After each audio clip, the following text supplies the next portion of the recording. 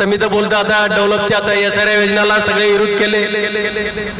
त्या ठिकाणी चौगुले साहेब असतील, इथं मध्ये सोनवणे साहेब असतील, इकडं आम्ही डॉक्टर आहे, सगळे मिळून ह्या गोष्टीला आम्ही विरोध केले। त्या ठिकाणी आपल्याला SRI नको, का नकोय? SRIचे अशी प्रॉब्लेम आहे, त्या ठिकाणी पात्र असेल त्याला घर भेटल, अपात्र असेल त्याला 2.5 लाख रुपये भरायला लागतात। बरोबर आहे? 2.5-3 लाख रुपये भरायचे आहे। तुमची कॅपॅसिटी भरायची आहे, तयारी ना? काय की बोंबला सुटले 700 हिरे देणार म्हणून तुम्ही पळता त्याच्या मागे। काय केले ते 25 वर्षात त्यांनी? आलेत का तुमच्याकडे? फक्त इलेक्शनला येतात आणि आपण पण कधी कधी बळी पडतो पैशासाठी। बरोबर आहे ना? आणि काम असेल तर सुरेश कोळकर,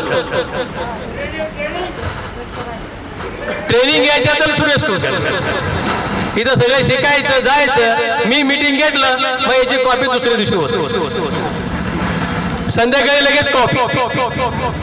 एवढेच कामा करणारे यांना जर फुलकी असेल, काय तो बोलतो डम्पिंगवर मी गॅस निर्मिती होते, बघा बीकॉम झालेलं आहे आणि आम्ही अनपढ आहे, आम्हाला जर समजलं तेवढी तरी।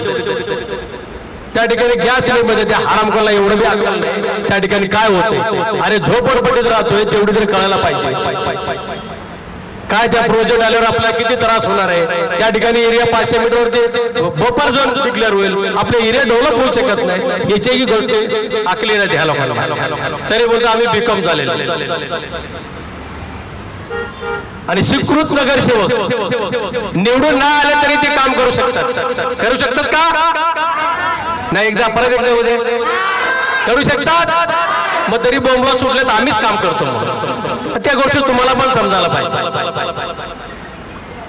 निवडून नाही आलं, आम्ही निवडून आलोय, आम्ही कधी बोलत नाही आम्ही काम करतो नाही करत, काय असायचं आमच्या पद्धतीने आम्ही करतो। जे निवडून नाही आले ते आता बोंबलाचे सुटले सत्तेच्या जीवावर की आम्ही हे करू आम्ही ते करू, आणि 1500 स्क्वेअर फीट जागा झोपडपट्टीत देऊ आणि 700 एरिया देऊ। इलेक्शनला बोंबला सुटले होते, कसलंच काय माहित नाही, फक्त तिथं ऐकायचं। काय खबरी पण असते तिथं, ताबडतोब काय व्हिडिओ शूटिंग पण करतात आणि लगेच तिकडे ऐकायला पण लावतात। काय फरक पडत नाही आपल्याला, ऐकलं काय तिथं आणखी काय झकमारी केलं तर काय फरक पडत। राहिले दुसरी गोष्ट डम्पिंगचे विषय, डम्पिंगसाठी आपल्याला जागृत राहायचं।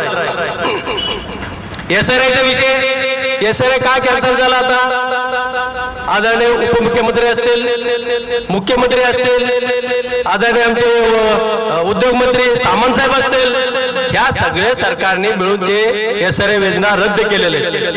याच्यात जास्त करून आदरणीय आपले एकनाथ शिंदे साहेबांचा पण हात आहे की उद्या कोणी जर सुटले आज बोलत, कोण बॅनर लावतंय, कोणी मेसेज पाठवतात, कोणी मीडियावरती कोण काय बोंबला सुटले, तसा काही नाही। हे सरकारनेच रद्द केलेले, कोणी केलेले नाही। उपमुख्यमंत्री असतील, मुख्यमंत्री असतील, या दोघां सरकारमधूनच सगळे रद्द झाले। बरोबर आहे? आणि कोणाला जर वाटत असेल मी स्वतः केलंय, काय होत नाही, कोणी स्वतः केलेलं नाही, सगळं वरून शासनाकडून झालेलं आहे ते रद्द। आणि मी सर्वप्रथम सगळ्यांचं मुख्यमंत्री साहेबांचा, उपमुख्यमंत्री साहेबांचा आणि सगळ्या सरकारचं मी मनापासून आभार मानतो, ते SRI योजना रद्द केल्या। दुसरी गोष्ट, आम्ही परवा गेलो होतो त्या ठिकाणी आमचे जोशी साहेबांना भेटला, सचिन जोशी साहेबांना परवा रात्री जाऊन भेटून आलो। त्या ठिकाणी कस्टल डेव्हलपमेंट चालू आहे, ती आम्हाला जाऊन बघायचंच आहे, पण त्यांचं सांगण्यावरून आम्हाला असं कळालं की त्या मुंबईला चालू केले, ठाण्याला चालू केले। तर आमचंही म्हणणं आहे SRI नको आपल्या इथं, कधी चुकून कोणाला हा बोलू नका आणि कोणाच्या मागे लागू पण नका। आपल्याला कस्टल डेव्हलपमेंटच आणायची, त्याच्या माध्यमातून काम केलं। आज तुम्ही डबल घर किती लोकांनी बनवलेले आहेत? 90% लोकांनी घर डबल बनवले, बरोबर? त्या ठिकाणी आता माही ऑफिस पण डबल माळ आहे, खालचे 323 भेटलं तर वरचं पण 323 होतं, मग किती झाले डबल? 646 एक पैसा नाही. 100 एरिया असेल, 150 असेल, 200 असेल, त्या लोकांना एक पैसा नाही. त्या ठिकाणी 500 असेल पर प्लस 323 ना त्याच्यात फक्त डेव्हलप म्हणजे जे बांधकाम याच्यात थोडीफार आपल्याला खर्च करावा लागेल. 1000-1500 असेल त्या ठिकाणी त्याला पण जे आज शासनाची जे काय ते शासनाचे जे आपले आहेत ते त्या रकमेच्या हिशोबाने रेडी हिशोबाने त्या ठिकाणी जे काय असेल रक्कम ते भरू शकत नाही. भरू शकताय? मी भरू शकतो. माझ्याकडे पैसे मी भरणार. जर मोठ्या एरिया असेल पैसे भरू शकत नाही तुम्ही लोक. जर तुम्हाला एवढे सगळे 500 एरियाचे आणि 300 एरियाचे आपल्याला फुकट 600 पर्यंत देतात. पण ज्याला ज्याची एरिया मोठा असेल त्यांनी थोडीफार पैसे भरायला काय हरकत नाही.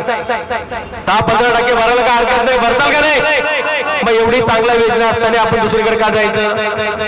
आपल्या तुर्बा स्टोर जेवढी पाहुणा असेल, तुर्बा स्टोर असेल, जेवढी आपल्या झोपडपट्टी विभाग त्या ठिकाणी आपल्याला कस्टम डेव्हलपमेंटच करायचं. दुसऱ्या कुठल्या योजनेत जायचं नाही. तयारी आहे का आपल्या सगळ्यांची? आता मग येतात मग ते उद्या मीडियाला जातात. काल काय बॅनर लावले मग उद्या आपले लोक येण्यासारखे फिरतात. आणि आयुष्यात फिरू नका. हे फक्त वापर करणारे लोक आहेत तुमचे. मुंडे मोजतील आणि आपले किशे भरतील फरार. ते बोलतात ना घोडा फरक टाका पलटे घोडा फरार. असे लोक आहेत आणि मला सांगायची गरज नाही. मला भिका मागायची नाही दुसऱ्यांसारखं. नशीब हे येत नाही. तर तुमची मोजणी काढली असते खाली वरची किती खालची किती किंमत. एक पैसे कधी घेतले कोण नगरसेवक इथं?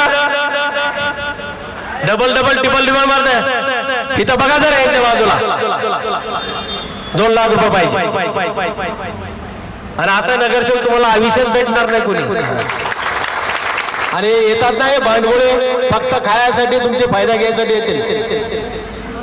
मला काय जास्त बोलायचं नाही. या ठिकाणी आपल्याला कस्टम डेव्हलपमेंटच करायची. बरोबर आहे. त्या ठिकाणी सगळ्याला हक्काचे घर भेटतील. कुणाला कुठं काय जाता कामा नये. त्या ठिकाणी SRI ला आपल्याला विरोध करायचे. SRI नाहीच पाहिजे. SRI हात पार केले शासनाने. शासनाचे आपण मनापासून आभार मानतो. तुम्ही सगळे आल्याबद्दल मी सगळ्यांचा मनापासून आभार मानतो. दुसरी गोष्ट त्याच्यात बोलतो मी विसरलो. दुकान 100 स्क्वेअर फीट आहे. 150, 200, 500 वर पैसे भरायला लागतात. 150, 200 जे मोबदला जेवढी तुमची दुकान आहे तेवढी दुकान भेटल. वरती दुकान, खाली दुकान, वरती घर, ती भेटेल. अशी या कस्टल योजनेमध्ये आपल्याला लाभ भेटणार आहे. तुम्ही सगळे समजदार आहेत आणि लोक आता बोंबला सगळे घरोघरी येतील. आणि तुमच्याकडे बघा मला काय जास्त सांगायचं नाही. माझं लहानपणा इथंच गेले. मी लहानचे मोठे इथं झालो. माझी मुलं झाले, माझे नातवंड झालेले. त्या ठिकाणी इथंच असंच सगळे मोठे झाले. माझं एकच इच्छा आहे की प्रत्येकाला घर भेटला पाहिजे. मग इथं कुणी दलालगिरी करत असेल आयुष्यात ते खपून घेणार नाही. दलालगिरी होऊ देणार पण नाही. प्रत्येकाला घर काढून देणार. त्या ठिकाणी कुठे दलालगिरी होणार नाही. जे दलालगिरी करत असेल त्याचे हद्दपार आपण तुम्ही सगळे सबोत असता त्याचे हद्दपान पण करायला तयार आहात. आभार मानतो. जय हिंद, जय महाराष्ट्र.